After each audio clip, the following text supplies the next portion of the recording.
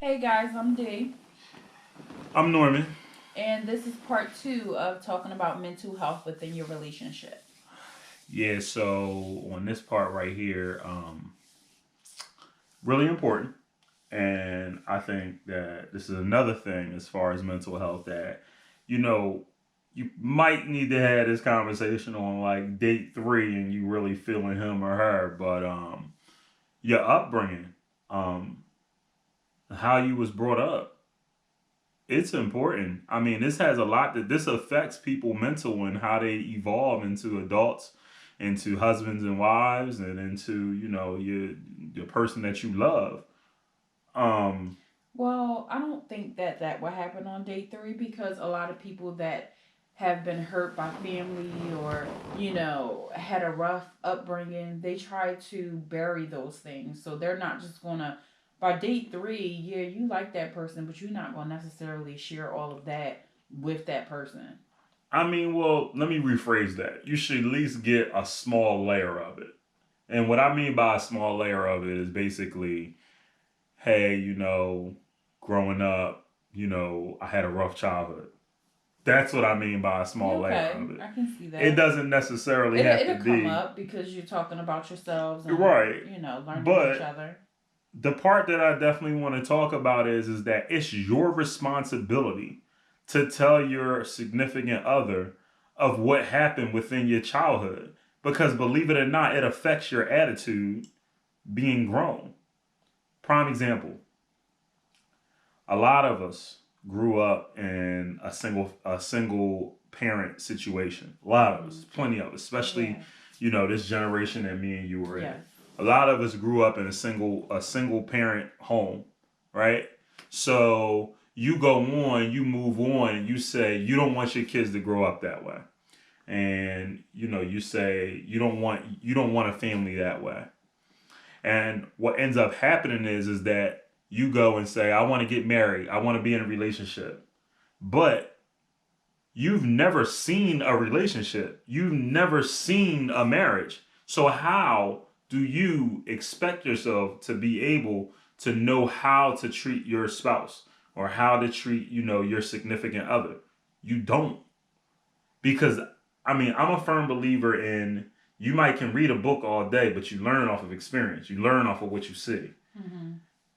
I'm a firm believer in that. Hmm. Regardless of what line of work or whatever you do, you learn off of what you see. Right. So when if you've never seen a marriage, you've never seen a relationship, how do you know exactly how to treat?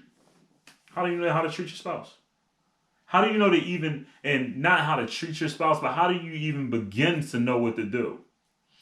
So when you say that, I mean, I look at some of our friends that come and talk to us and they ask us questions. I mean, we've been married for what, going on 9 years now, and most of them are Feel newly. like 20. Oh, and most of them have been married 1 to 2 years. So we communicate with them a whole lot and they ask us questions and how did we get through things. So I think that's a way, instead of driving yourself crazy and trying to figure out things and trial and error, they do ask. So you can't, I mean, I'm trying to figure out your point, your angle there. So my angle is this. It doesn't have anything to do with what we do because we've been married for some time. But year one, No, you know, I'm referring to those people that never seen it as well because I've never seen it growing up. I've never seen You've it. never seen it growing up, but with trial and error, I mean, we've managed to make it thus far. Right. And I was just saying, for some of our friends that have never seen it, you know, they come to us for advice. They're talking to us. So, even though they never seen it, at least they have friends that they can go to or family members now, that they can go to. So what is your Maybe. angle on mental health with So that? so this is my angle with it. My angle with it is that what people don't realize is that how they grew up changes how they are mentally. Because a person who has seen a marriage, been in a family, a household with a spouse. I mean, with a mother and a father, they look at things altogether differently. Okay. Like, or a man who grew up with another man in front of them, they know how to be a gentleman. As a man who grew up with possibly a mother that didn't teach him these things, because I'm not saying all moms don't teach it, because my mom definitely taught me. Shout out to my mom, because she would not like if I said I didn't. So, but regardless of that, like, some men aren't taught that. Right. So what ends up happening is, in a relationship, it's like the female, like, oh, you're not gonna open the door for me, because maybe that female grew up with a male, and maybe that male said, look, or maybe that mother said, look, a male's supposed to open the door for you. A male's supposed to not make sure you don't walk on the curb side. Yeah. Make sure they walk on the street side. Yeah. These things are things that's taught. So what ends up happening is these physical things that actually happen off of mental issues. And what I mean by issues is things they haven't seen. It's called ignorance. And that's my angle with it. My angle is your upbringing affects your mental as an adult. I'm definitely a believer in that. Now, granted, I'm not saying that you can't become your own person. I'm not saying these things. I'm not saying you can't, reinvent the wheel as far as your mental is concerned, but you have to be cognizant of it. You have your way of thinking. Your way of thinking has to be cognizant of, wait a minute, I never learned these things before. I need to learn them. You have to be open to learning, which unfortunately some adults are not open to learning. And it's just what it is. I mean, they're not. I mean, they think some people, they walk around, especially when you're in your early 20s, you think you know everything anyway. No, I'm grown. I'm good. Like, it's a slogan that we use from 20 to 25. Yo, I'm grown. And really, 20 to 25, unfortunately, you got a lot to learn. And I know at 20 to 25, I felt like I had, I was grown and I knew everything, but I knew nothing. But this is my angle. My angle is basically that your upbringing needs to be talked about. It needs to be talked about and communicated with your spouse. Because if not, you don't really know that person. Right. You don't really know who that person is. I mean, but then when you are in a relationship, you learn each other. You learn what each other likes, what you don't like. So, I mean, that can be managed if it's a healthy relationship. Yeah, if it's healthy. But, I mean, our whole reason in talking about this is making sure the people that's watching us, making sure that they talk about this at home. Like, you know how many married couples are probably out there that have no idea how their spouse grew up, or maybe none of the they know some of the good things, bad details, but they don't know some of necessarily the bad details that happen, or you have no idea. You know what I mean? And what if, or know how they just feeling on a day-to-day basis, because a lot of people hide how they feel. Like, check this out, right? And this is my point right here. And this is kind of negative, but I'm going to bring it up anyway. What if a man seen their father beating on their mother all the time, but the mother stayed all them years? Mm-hmm. And he seen that as a little boy, and now he's a grown man. His mental kind of says that it's okay, because my mom stayed. My dad used to whoop her ass. Mm-hmm. But at the same time, that makes sense to that male now. Right. To that little boy that was a little boy watching that makes sense to that grown man. And now he thinks it's right to beat up on his spouse and to beat up on his wife. Right. He thinks that's all right. And from the outside, everybody will say, oh, he's a woman beater, he's this, he's that. Nobody questioning his mental. Nobody questioning his upbringing. And that's what I mean. That's exactly what I mean. To him, in his brain, that's okay. Right. What about, and this is where it gets real gritty. What about the girl who father or uncle or something crazy sexually abused them as a child? Right. They grow up thinking that that's okay. thinking that that's justified. And it's like this is where your upbringing messes up your mental.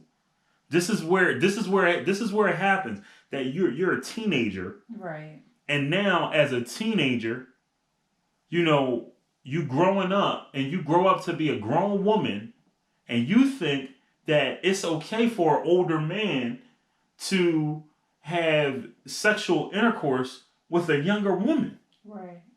So this is where I'm at with it.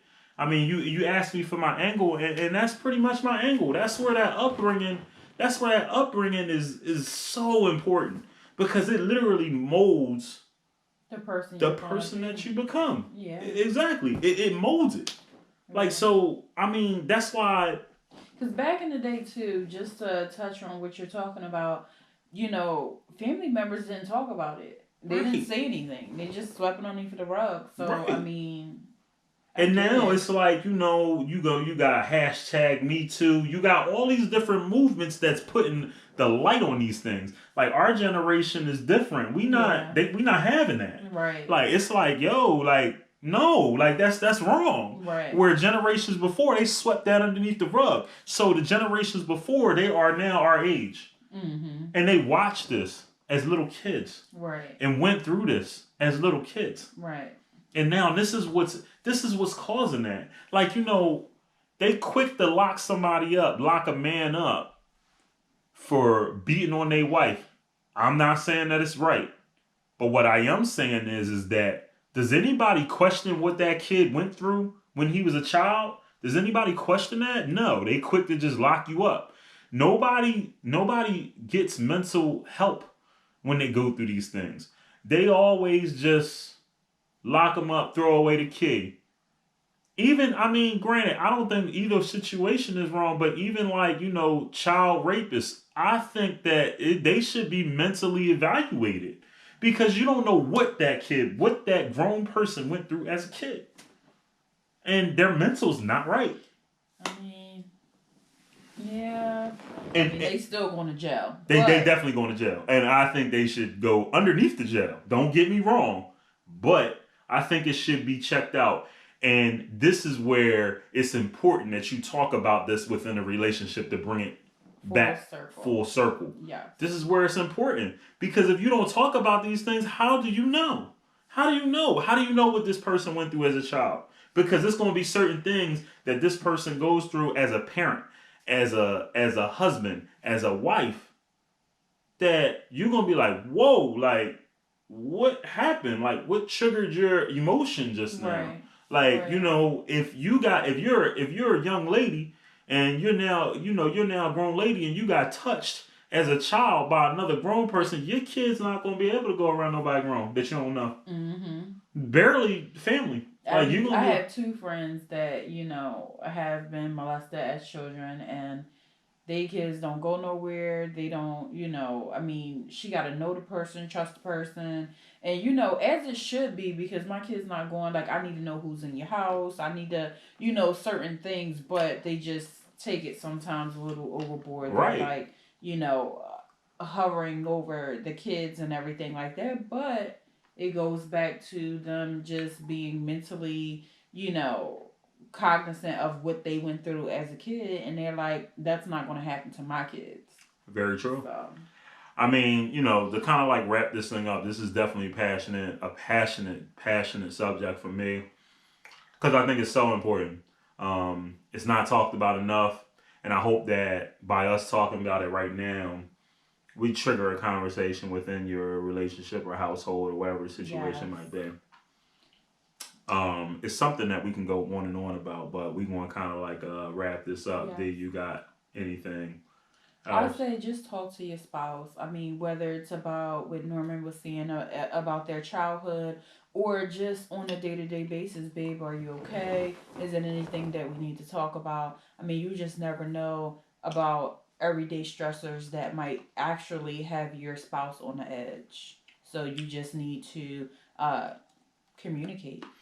Yeah, and to caveat off of what Dee is saying, I think it's something that it's a conversation that should happen regularly so relationships can grow together. so that you really know your spouse, you really know who you dealing with.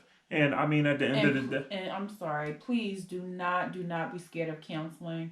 It's nothing wrong with it it. strengthens your situation. Yes, And I mean, at the end of the day, to keep it all the way real, it might not be something that you necessarily can deal with. That's why you need to know.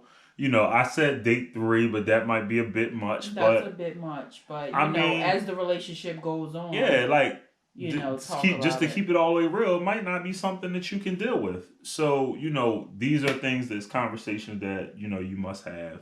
Um, Make sure you like make sure you comment. Please subscribe to our channel, And share, please. and also definitely share. We'll be coming at you guys with more content as it goes. You guys have a good one. Bye.